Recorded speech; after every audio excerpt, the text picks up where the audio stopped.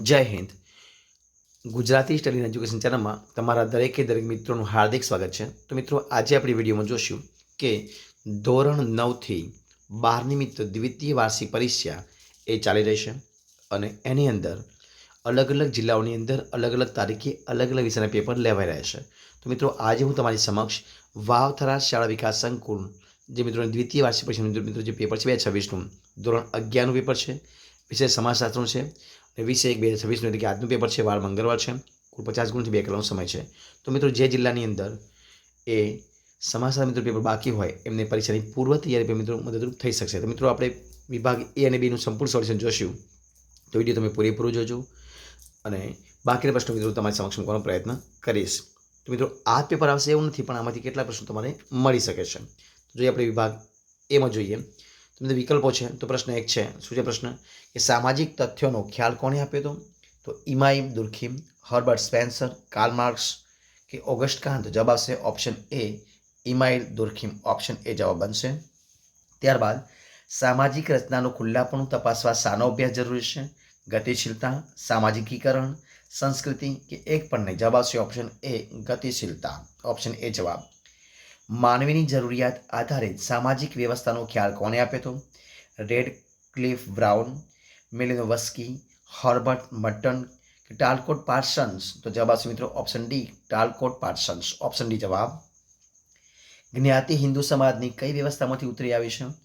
કોટિક્રમ, વર્ગ, વર્ણ કે એક પણ નહીં? જવાબ આવશે મિત્રો ઓપ્શન સી, વર્ણમાંથી. પ્રશ્ન આપણે આગળ જોઈએ કે ભૌતિક સંસ્કૃતિમાં કઈ બાબતોનો સમાવેશ થાય છે? મકાનો, ધર્મ, સાહિત્ય કે કલા? જવાબ આવશે ઓપ્શન એ, મકાનોનો સમાવેશ થાય છે.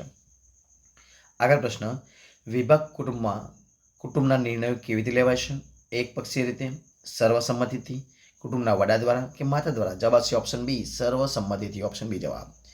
વિશ્વની તમામ સંસ્કૃતિમાં સામાજિકીકરણનું પાયાનું કામ કોણ કરે છે? કુટુંબ, રાજ્ય, વ્યક્તિ કે સંસ્કૃતિ? જવાબ આવશે ઓપ્શન એ, કુટુંબ કરે છે.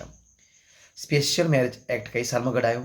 1954, 1956, 1958 કે 1961? તો મિત્રો, સ્પેશિયલ મેરેજ એક્ટ ઈસવીસન 1954ની અંદર ઘડવામાં આવ્યો હતો. સમાજને ચેતનવંતો અને ગતિશીલ કોણ રાખે છે? જૂથ, સામાજિક પ્રક્રિયા, સામાજિક સંબંધો કે સંસ્કૃતિ? જવાબ આવશે ઓપ્શન બી, સામાજિક પ્રક્રિયા. શું આવશે? ઓપ્શન બી જવાબ, સામાજિક પ્રક્રિયા. ત્યારબાદ પ્રશ્ન આપણે આગળ જોઈએ. માતૃસત્તાક કુટુંબમાં મિલકતનો વારસો કોને મળે છે? પુત્રી, પુત્ર, પુત્રી અને બંને, પુત્ર પુત્રી બંનેને કે કોઈને? જવાબ આવશે મિત્રો ઓપ્શન એ જવાબ આવશે, પુત્રીને મળે છે. વિભાગ બી મિત્રો જોઈએ આપણે તો જોઈએ પ્રશ્ન આગળ જવાબ. તો જોઈએ મિત્રો આપણે એમાં શું આવશે તો કે આડી ગતિશીલ કોને કહી શકાય? તો એક સ્થાન પરથી સમાન સ્થાનના બીજા સ્થાન પર સ્થળાંતર કરવાની જે મિત્રો જે પદ્ધતિ છે એને આડી ગતિશીલતા કહેવામાં આવે છે. આગળ પ્રશ્ન, સામાજિક નિયંત્રણની પદ્ધતિ મિત્રો કઈ છે? તો ઔપચારિક પદ્ધતિ અને અનૌપચારિક નિયંત્રણ પદ્ધતિ. આ બે પદ્ધતિઓ છે. કઈ છે? ઔપચારિક નિયંત્રણ પદ્ધતિ અને બીજી છે અનૌપચારિક નિયંત્રણ પદ્ધતિ. ધ્યેય પ્રાપ્તિની સમસ્યા મિત્રો કઈ સંસ્થા દ્વારા હલ થાય છે? તો રાજ્ય સંસ્થા દ્વારા. કઈ સંસ્થા મિત્રો? રાજ્ય સંસ્થા દ્વારા થાય છે. પ્રશ્ન આપણે આગળ જોઈએ કે બાળકો અને મિત્રો વચ્ચેના સંબંધમાં કેવા વાતાવરણનું મહત્વ છે? તો લોકશાહી અને સમાનતા ભર્યા એ વાતાવરણનું મહત્વ છે. એક સાથે લગ્ન મિત્રો કોને કહી શકાય? તો મહિલા કે પુરુષ કોઈ એક સમયે એક જ સાથી સાથે જોડી લગ્ન કરે તેને એક સાથે લગ્ન પ્રથા કહી શકાય.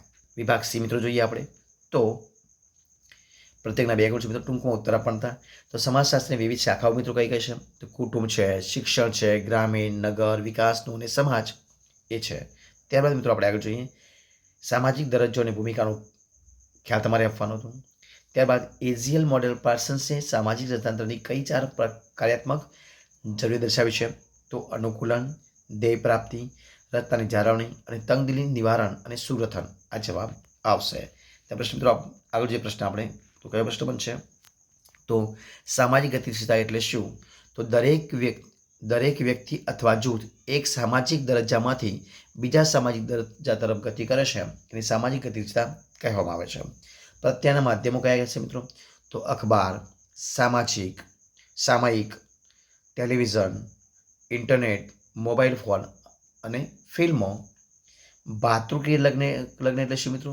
તો બધા સગા ભાઈઓ મિત્રો જે લગ્ન કરે છે એને ભાતૃકીય લગ્ન કહેવામાં આવે છે. જ્ઞાતિ મિત્રો વ્યાખ્યા કઈ છે? તો ગોત્ર જૂથોના કુટુંબનું બનેલું વિશિષ્ટ નામ ધરાવતું મિત્રો જે સંગઠિત કોટિક્રમ ધરાવતું જે સ્તર જૂથ છે એને જ્ઞાતિની વ્યાખ્યા કરવામાં આવે છે. ત્યારબાદ ભૌતિક સંસ્કૃતિ એટલે શું? તેમાં કઈ કઈ બાબતોનો સમાવેશ થાય છે તમારે લખવાનો હતો પ્રશ્ન. ત્યારબાદ વિભાગ ડીમાં મિત્રો જે પ્રશ્નો વિભાગ ડી જોઈએ મિત્રો એની મિત્રો પ્રત્યેકના 3 ગુણ છે. એને કોઈ પણ 5 પ્રશ્ન જવાબ લખવાના હતા. તો સભ્યતાનો અર્થ સ્પષ્ટ કરી તેનું કાર્યક્ષેત્ર સમજાવવાનું હતું. સામાજિકીકરણના માધ્યમ વાહન એજન્સી તરીકે શાળાની સમજૂતી આપવાની હતી. ટૂંક નોટ લખવાની હતી. જ્ઞાતિની સંસ્થામાં પરિવર્તન વિશે. સામાજિકીકરણના વાહક તરીકે સમૂહ માધ્યમની સમજૂતી આપવાની હતી.